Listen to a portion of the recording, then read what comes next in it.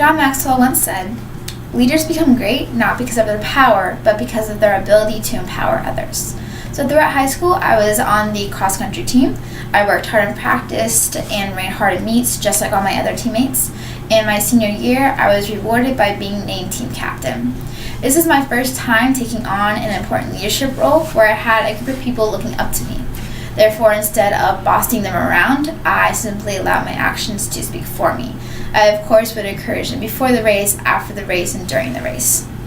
This experience taught me how I can empower others without acting as a dominant figure.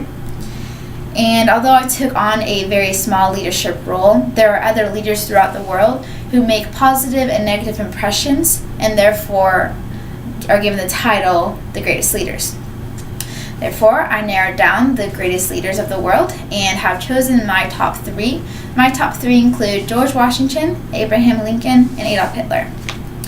So George Washington was, as everyone knows, the first president of the United States. He was also nicknamed Father of the Country. He was a confident and humble leader, and he actually didn't even aspire to be a leader.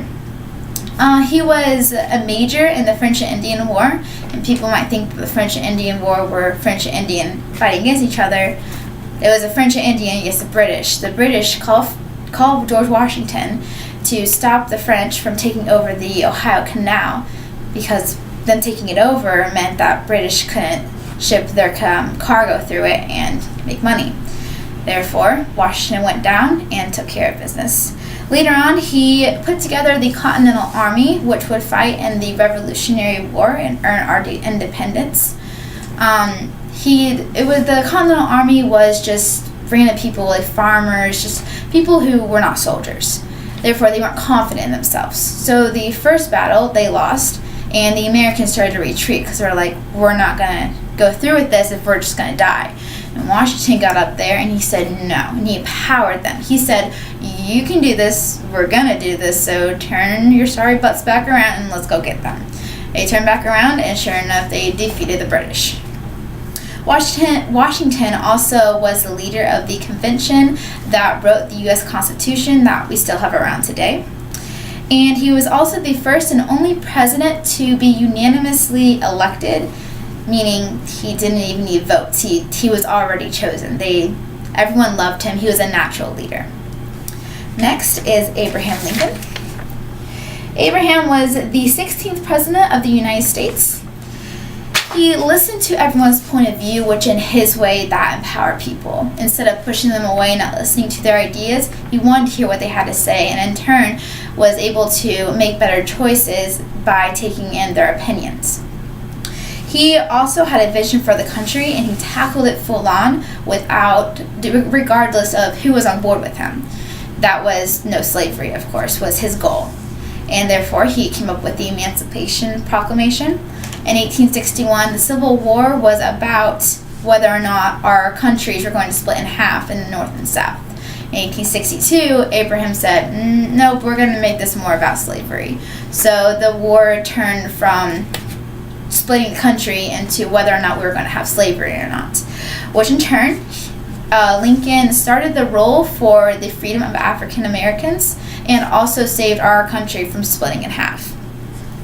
In 2014, 162 scholars got together and ranked Lincoln #1 best president with a score of 95 out of 100.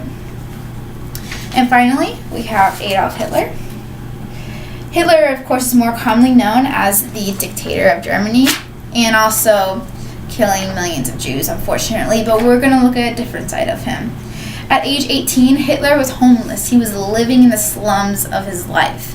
He was selling little postcards that he would draw on, trying to make money. His mother had passed away, and 2 of his brothers had passed away.